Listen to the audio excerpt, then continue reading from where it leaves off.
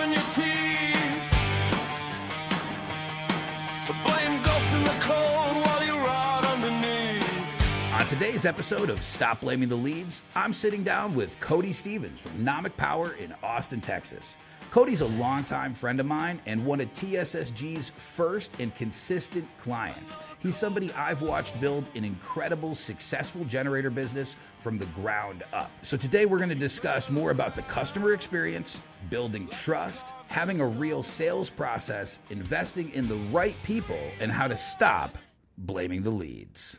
Stop blaming the leads! You're scared of the mirror!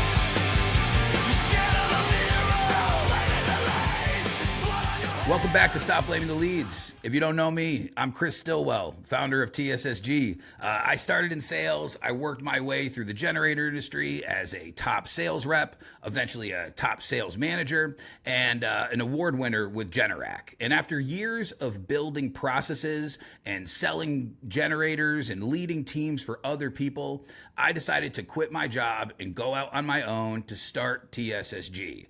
TSSG is this system sells generators, and that's exactly what we're here to do. That is our mission. We have one simple thing that we're looking to do: have people stop guessing and start building a real process. Real process for sales systems, service systems, digital tools, customer communication, and accountability. And the reason why TSSG needs to be here is that every great player, every great business person, every great team has a great coach. And that's why I started the business. Now today, my guest, Cody Stephens, is from Nomic Power. Cody and his brother Dylan started the business. They initially began as like a solar and energy business. And, Cody ended up morphing that into this incredible generator company that they have now. He's already found success in another industry, coming from the supplement industry. And he basically got into this industry because he thought, and turns out he knew, he could do it better. So I'd like to welcome my friend, Cody Stephens. Chris, thanks for having me, dude. Cody, thanks for being here today, brother. I know a lot about you, so this is going to be a nice, easy conversation for us. But, I want people to kind of understand, like, the dude who you are, not just the guy who, is up on the screen at the Generac conference and, the guy who's on the dealer council. I think, could you just tell people a little bit about who you are, where you come from? Yeah, I was born in Sacramento, went to college at Chico State, got a really terrible entry-level sales job right out of college, and spent my day avoiding doing any kind of work. Classic. Had some buddies in Austin that I went to college with, and they had started opened up some supplement stores called NutriShop. I jumped in my truck, or my Jeep Cherokee, which had no air conditioning, and drove across the country to Texas and started working for them. Ran a new location for them. It was a supplement store, and ran a couple locations for them in Dallas as a district manager, and got the opportunity to open up my own store out in Tyler, Texas, which is in East Texas. And that store I accidentally opened up and didn't work it every single day, and that taught me how to run a store that I knew how to operate inside of it, but also run it remotely and make visits and everything. And went through a lot of challenges in that journey, and ultimately overcame them to have a really successful store there, and segued that into a couple other stores remotely across the country: Tuscaloosa, Alabama, Amarillo, and then my buddies that I had started with they had like 30 stores at this time. And we decided to break off from this franchise system and start our own thing. We called it 5-Star Nutrition. Nice. And the years after that were kind of a blur. We got to like 70 stores across the country. Wow. Made our own brands, and it was kind of the wild, wild west. And turned around one day and did not really resonate with our 18 to 20-year-old employees at that time, and felt like I wasn't really making an impact on the stores, and so decided to think about doing something else. And so kind of this is where I landed. You like to have that hands-on experience with staff and hands-on experience with the customer, and at this point you're saying the business was just too big, your role had grown, and you kind of missed that on the ground, boots on the ground experience, right? Yeah, I realized as that all happened that I didn't enjoy that experience as much as being closer to the, the troops. And uh maybe I had felt okay not interacting with the customers all the time. That maybe wasn't my favorite part of everything, but Yeah, yeah, yeah. our teams were like, fun to be around and stuff. And it just got to the point where I didn't feel like I was making an impact, and the industry, had changed a lot with Amazon and brands being, influencer based, and we tried some things, and it just like I guess it just didn't feel like winning anymore. So So, what did you think that you could do differently in this generator thing? yeah, for me coming into it, it was like as a homeowner, right? Like I've experienced contractors, and I felt like there was a lot of opportunity to just improve communication, be clear about what you're doing, and have like an organized approach to it. But my background being like this consultative sales thing, like that was going to be my secret sauce. Like I was going to walk up, ask a lot of questions. I didn't know what questions, but I was going to ask questions, let people tell me what they want, design a solution to meet their needs, and then use the words they told me to describe the solution to them. And, I figured that would be a pretty good base approach to it. And no one I had ever talked to my whole personal journey had ever done that, trying to get a generator. And in construction, I had never even had that experience either. It was always Wow. technical talk, you know, Jargon. yeah, not showing up, not being professional. So I guess to summarize, it'd be like a very consultative sales approach, a professional approach, and then just do what you say you're going to do and communicate while you're doing it. And then when shit happens, which inevitably does, like fix it the right way. So that was kind of the ethos of what we were going to do different, which is a low bar, should be the standard, but I guess Yeah. in this world, it's set us apart.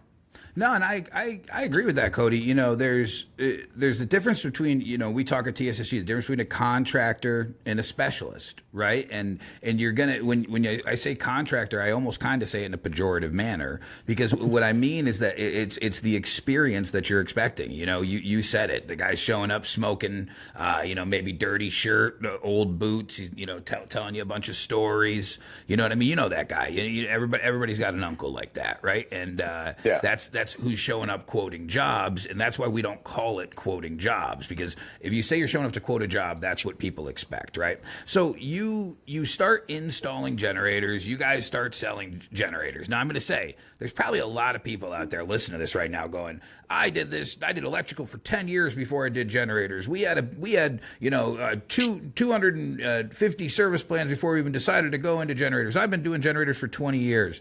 What was it that you saw right away when you started installing and selling these generators that made you say, I could put systems and processes together, I can do this? Yeah, I think one, like we got really lucky and we met and had hired and worked with some really good, technically sound people that taught us a lot about how to do it right. Like subcontractors? Yeah, we initially worked with subcontractors, and one of our relationships kind of spawned our current master electrician to come work for us. Oh, wow. And so I tried to hire him, and he as I expected, he kind of laughed in my face and said, I have another idea. I've got this guy that I've been, mentoring for 10 years, and I think he'd be a great fit. So, but, I think like what got us to think we could do it at scale was just there was a lot of demand. There was a gap in a good experience. And I think, like it's the same thing over and over again, which to me is attractive. Exactly. Frightens me from dipping our toes into service electrical work, because it's, there's a million scenarios.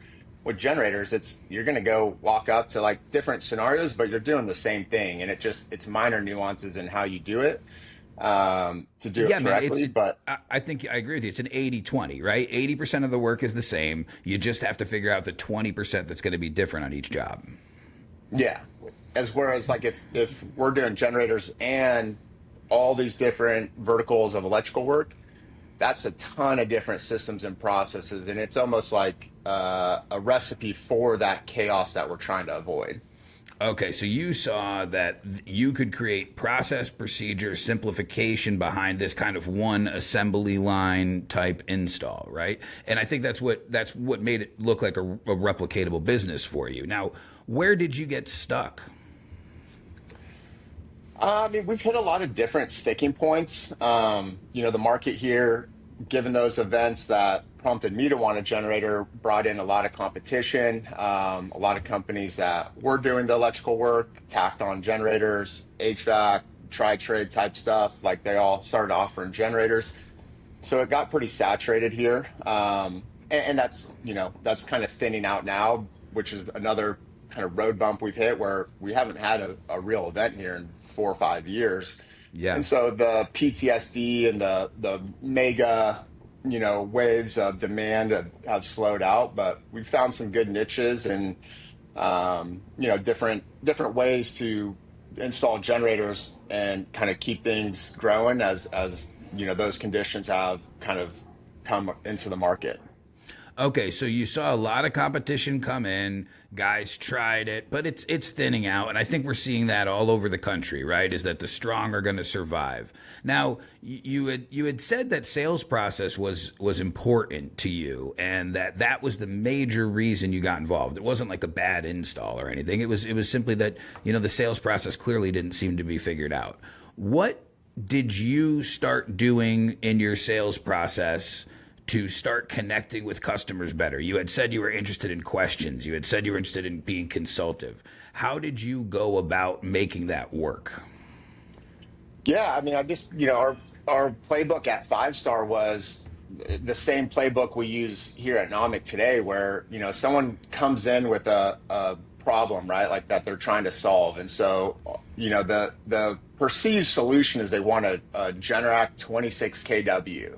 And so you could take that at face value and give them a quote for a Generac 26 kW. But what I've found is like, you really have to kind of get below the surface of like, well, why do you want that? To not have power outages. Oh yeah, no shit. Right. But like, why are power outages bad? Well, we had this event happen and no water, and then our pipes broke and the kids were home, and, like you have to really get to the bottom of the pain point and then make sure you're building the solution. You may end right back at Generac 26 kW, but now you have you're bringing the pain along and using that pain to design the solution and make sure the solution meets their needs. So we ask a lot of questions. We dig into those questions to get below the surface. Mm-hmm. We do involve them in part of the, picking where the generator goes, which I think is important. We bring them outside. Hey, let's figure out where this generator is going to go. So they're involved in creating the solution. And then we design the solution to meet their needs and walk them through it, explain them some basics. Like we do a little bit of education, which I think is helpful for this larger ticket purchase that most people have no idea about. Yes, sir. So we do some of that, and then we'll, walk them through the estimate, walk them through ways to pay for the estimate or pay for the project, and then, simply ask them if they want to move forward or if they want this in their inbox to review with their spouse. Stop blaming the lanes. You're scared of the mirror. If you're looking for tools that you can start using with your team right away to implement these TSSG process and procedure, then you're looking for the TSSG Booklet Bundle, available now on TSSGcoaching.com. These booklets were built for generator dealers who want to train their teams, who want to create consistency in process and give their people something to hold on to and learn from. What you're going to get in this bundle is the TSSG 10-Step Sales Guide, our Install Planning Guide, where we focus all on Step 7, and our Power Play Lead Guide, so you can learn how to maximize your Power Play leads, not only in the office, but in the field. These are all bundled together at one easy, low price, all available now at TSSGcoaching.com. This is not theory, this is proven. TSSGcoaching.com. Stop blaming the lanes. You're scared of the mirror. So how has your sales process changed from when you first started to what you're doing now years later? I think the questions have gotten better. Awesome. I think that's a really important component of it, is asking the right questions. I And think, you show up as prepared. Your guys show up prepared with a list of questions, right? Like they're not just coming up with the top of their head, right? yeah, we have like, I'll pull one out. Not that anyone could see it, but we have a full kind of site survey sheet that covers from walking, or actually from getting in your truck, dispatching, all the way through wrapping up the appointment and going to the next one. Pretty much Fantastic. every step along the way. And not that you're sitting there reading it and doing it as you're talking to them, but it kind of guides you through the expected experience. So the reason why you have that sheet then is you want to make sure your sales process that you engineered, that you as the owner created, is going to be replicatable through any of the staff that you have. And I'm going to say this is what most people do with service calls. It's what most people do with repairs. It's what most people do with installs. So you've simply taken that idea and put that into sales. Yeah. And I think, for me, one of the biggest things I learned at 5-Star through kind of making mistakes and having to reverse out of it is there's like a couple layers to like what makes a really great replicatable sales person, right? So you Okay. have to have the process. I think the process, if you don't have it, like that's your foundation, right? Like you have to have the roadmap that everybody's going to follow. And when you have multiple guys, like if they're all following the same process and you have the right guys that want to improve it and do better, like now they get to share ideas because they're all doing the same thing. Yeah. Then you have to have like the right personalities. Like you can't just put like an extreme introvert that should be an accountant on this process and make the process so good that the wrong personality won't work, right? So you have to have like that. The process has to be there, but you also have to allow them to run the process and their personality and let their personality kind of come through. Great. And what that might look like is, if you're like the sales trainer, so if you're Chris watching two different guys do appointments, they might be saying different words with different, tone and things like that, but they're kind of doing the same underlying thing. They're uncovering the needs, right? And they might have different ways they do that, but it's all coming back to this kind of core concept. And at first it feels scripted, and that's the hardest thing to like train guys out of believing, is that it's scripted. Because if it's scripted, all they're doing is thinking about the next thing to say. They're not actually listening, which is like the most important part of this whole thing, is actually listening, digesting, having a normal conversation, but like storing their words to then craft how you're going to do this. I think that process with the right personalities and the freedom to make it their own to a degree. There's not deviating and just not asking questions. Like you have to kind of stick to the core process, but it also has to be flexible enough to let people be themselves. And that's where it really comes together. So you really just have to have that Venn diagram of the right person along with the right process. So you have to have your input, they have to have their input. What about the training aspect, though? I mean, I'm going to say most of the salespeople that I talk to, and most of the salespeople that come to my events, raise their hand saying that this is the first real sales training event they've been to. Is that something that you take seriously, and is that something that you have your people take seriously? Because I know that when it comes to the installations, your brother's got all the training and he's got all the certifications, and so do you. He's been to all those things. I know when it comes to service, I know when it comes to install for generators, everybody's been to those classes. But what about the sales? What about the professionalism behind that? Yeah, I think, the TSSG offerings and some of the Generac ones, like I think those get swept under the rug, like if you're coming into this and you've got 10 years of electrical work and all these classes and certifications and testing you've done, I think it's kind of ironic that, the front end of this machine, which is the sales component, gets none of that. So exactly. I've been to multiple Generac trainings, and there's some nuggets in those. I've been to your training. I sent my new guy Casey out to your training on his second month. So I'm a big believer in like going out and just learning from people that either have a different approach or been doing it longer and kind of steal some of their, methodology. And then also, I think the trainings that you do are really great because you walk away not just with valuable, content that you can deploy into your sales process, but you also walk away with phone numbers in your phone of dudes getting after it, doing the same thing. Yes, sir. And that's Like-minded super valuable. Like, they might not be able to call Chris Stilwell and get the best advice, but they could call other dudes that are hungry and getting after it as well. And that's a huge value. Like, my whole goal starting this business was recognizing I don't know shit, but there's a lot of guys that do. And so every conference you'll see me, like, I usually go into the conference with a list of people that I'm like, I need to find a way to meet that guy and just say what up and love it. He'll like me enough to like swap numbers, and then I can hit him up 6 months later, like, bro, you were telling me about this. How'd you guys do that? And the eye-opening thing in a lot of industries, but this one in particular, is like how many of the top players are like overly willing to help. It's Amen. kind of crazy. Yeah. No, absolutely. We just had Jesse Rack on the show last week, and he's one of the very, very tippy top guys in the country. And he's always talking to new guys, and he's always having, people come by. And I always see him spending his time with people. And it's the same thing with Michael Murphy and all these other guys. They're good with people. And I think that's what made them successful in business, is the ability to, want to teach and want to explain what they're good at and want to pass that knowledge down. That's how they built successful teams. It's how they build successful businesses. So one of the things that I've seen you start to do is you've started to replace yourself in the sales process. And I know that that's really difficult for an owner to do, especially somebody with the amount of sales background and charisma that you have.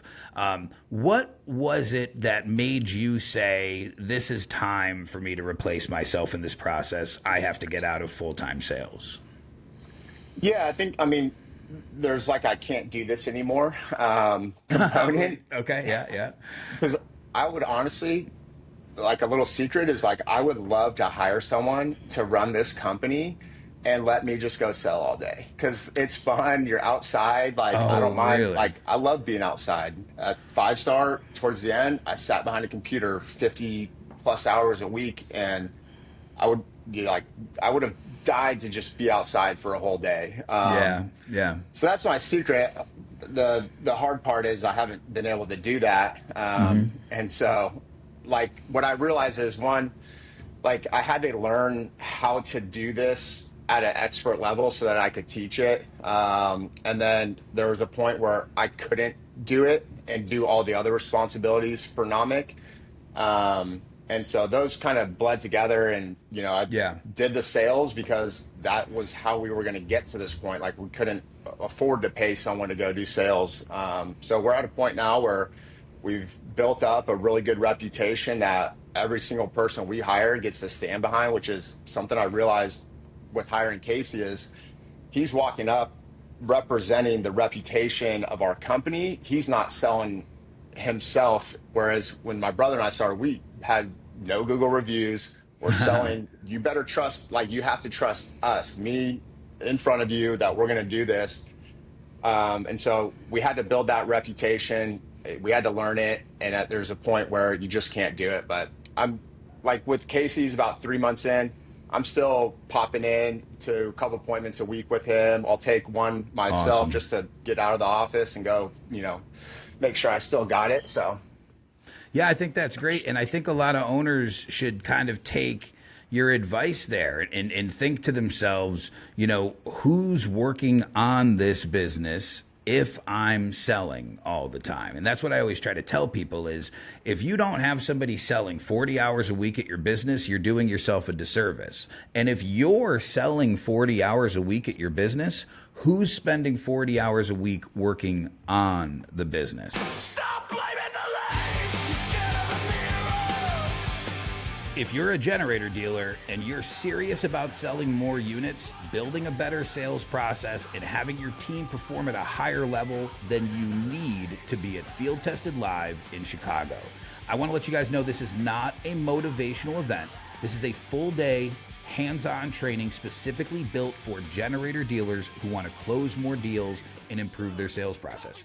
We're going to talk about lead handling, appointment setting, in-home consultations, payment options, closing deals, overturning objections, everything that you could think of. And we're going to have Steve Schreiber, Jesse Rack, and Kevin Larison all there for you guys to meet, hear, speak, and mingle with. Get your tickets now at TSSGcoaching.com. There are less than 25 seats to this event in Chicago on August 5th.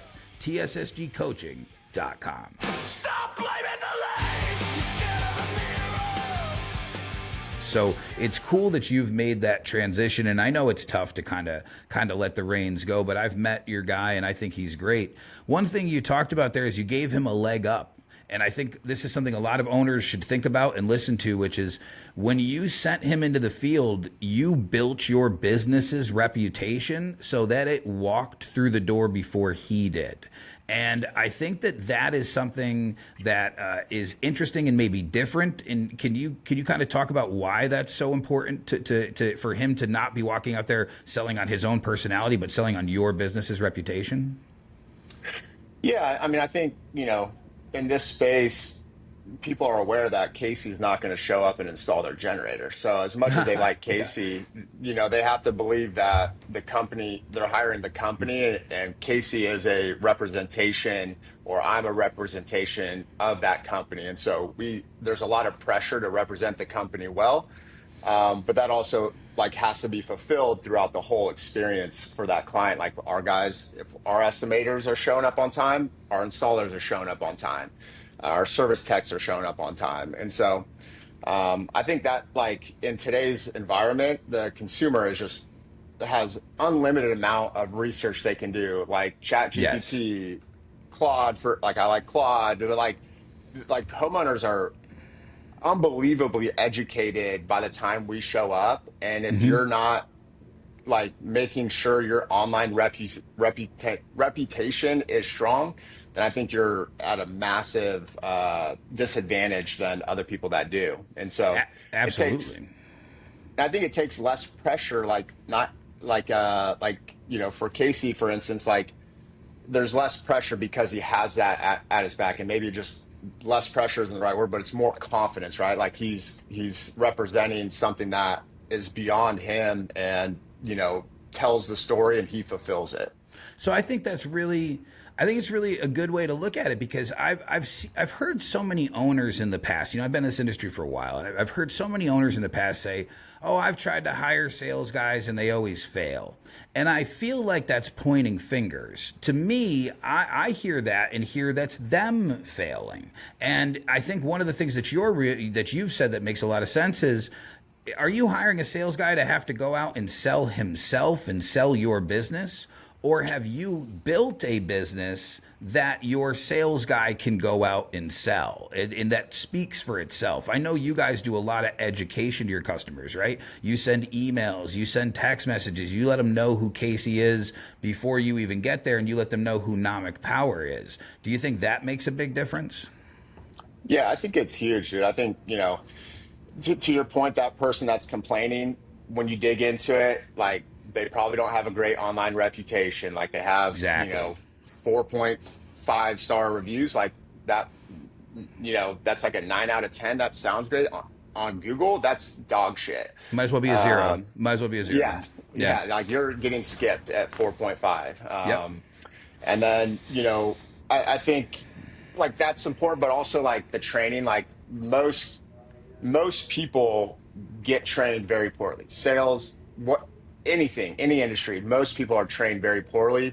They get thrown into the fire, and what a surprise. They weren't prepared, and some are very resilient and figure it the fuck out. And I admire those guys, but I'd rather take that same guy that could figure it the fuck out, train him all the way to as much as I can without being overbearing, and then let him go with a leg up and use that figure it out skill, less in the beginning and more to become a master of it. An expert. So I think, I think you can get your process to spit out 8s, and you hire the right people that'll take themselves to 9s and 10s, that's what is going to create winners. So I think that's what's cool, though, in your ownership perspective, is that you're taking that on yourself. You're not putting that on the employee, and you're looking at how can I set him up for success. Look, man, I've been a salesperson for a long time, and there's many times where I would like say to the organization, you are not setting us up for success. You know, I've had to have conversations with people to explain that their website, that their Google listing, that their star reviews are what are hindering their salespeople in the field. I've gone with salespeople in the field and had articles about the business mentioned or better Business Bureau reviews brought up. So I think I've seen it hinder people. So it's really cool to hear you talk about it, that you're forward thinking, that if you're going to put salespeople out in the field, the reputation of the business has to speak for itself, not the salesperson speaking for the reputation of the business. And I think a lot of owners are going to hear that and have to look in the mirror and think about themselves and think, okay, is this something that I need to improve before I try to scale? So I think that's an incredible perspective. Now, I realize that with your customer service background, you do things that are very small and very, like, you wouldn't necessarily, somebody would think, oh, this is going to move the needle, but you see a lot of success with them. And one of the things is, I brought this up a couple weeks ago, is how you like to do the thank you cards. And I tell everybody, I got a Cody Stephens thank you card that sits right here next to my desk, and it was the first one I ever got from him, and it means a lot to me. And you know, hopefully I'll have that in a frame one day. Maybe I could sell it on eBay. But what the whole point is that is something that I've taken into account, and we have TSSG cards, and I'm sure people have received those, and I know other people are doing this. Where'd you get the thank you cards from? Why is it so important? And what's the effectiveness you've seen behind that program? Yeah, I mean, I just stole it from Five Star. Like at one point, we would, and I don't remember who came up with this, but it was a really cool era. Like when we were at our just peak crushing it, every night the team would download the new customer report, and by the next morning, every new customer would have a handwritten thank you card. Wow! And it was just, hey, thanks for coming in. Hope you enjoy the cinnamon roll protein. We'll see you next time for a refill. And beautiful. That, like, 50-cent end-to-end like postage and whatever gesture like stood out. And so to me, like, it's just a way to stand out. And I think as we move more into this crazy digital, like, AI infused world, like personalized, like human things will stand out even more. So I think it's a great small gesture. And I know guys that take it further. I think Mike Murphy does like some kind of thank you gift thing at the end, and that'd be cool to learn from him on what that's done. But just a handwritten card, and after every project we handwrite a card, put a Starbucks gift card in there. I think you send cookies or something, or yes, one sir. of your ideas was cookies, but yes, sir, we do that. For us, we just do a handwritten card, drop it in the mail, and our Google reviews usually come about a week after the job's done, which is about when that handwritten card lands. Mm-hmm. Even though we have automated review requests after the job's done, that handwritten card pushes people over the edge to reciprocate. And so I think that's just one of those things that seems small. You do it for years and years, and you look back and go, wow, that, like, there was one customer when we first started doing it. The wife saw the card and was like, you're hiring that company. Like, that's it. And he was like, he called, yeah. He's like, hey, like, you guys were a little bit higher than the other company, but my wife literally told me, because you wrote a handwritten card, that we're hiring you. So let's get this in motion. Oh, wow, bro. I think that's huge. I think you're dead on there. It's that little, just that extra bit, that extra 10% that shows people this is who we want to work with. And what I'm trying to figure out is, how do you get customers into that mindset without there being a storm in 4 or 5 years? You said you're only having small outages. I understand that the price point's high, but how are you getting customers to see, hey, without these huge storms, this is still a good investment? It's tough. I think asking those questions gets, it's hard. Like, you're the master at this. Like, one time you did a role play with me, and I felt like I was in the middle of the worst part of the outage. Like, we were doing some role playing. I was being myself when I tried to get a generator, and I was like, bro, I feel like kind of like some anxiety, dude. Like, I feel like my wife's looking at me like, are you the man of the house or what? Like, Thanks, bro. Yeah, so that's what I you're try the to do. master So at that. yeah. Like, you put me back in that state, and I would have just handed you a check right then and there. I, I would love to be that good, but as if we can get them closer to that state and kind of talk through some of those pain points of the $5,000 pool pump repair, the having to like get on the road and get there, go to their parents' house and sliding off the ice with the kids in the car and like almost getting in an accident. Like, if we can get them closer to that emotional state, the better.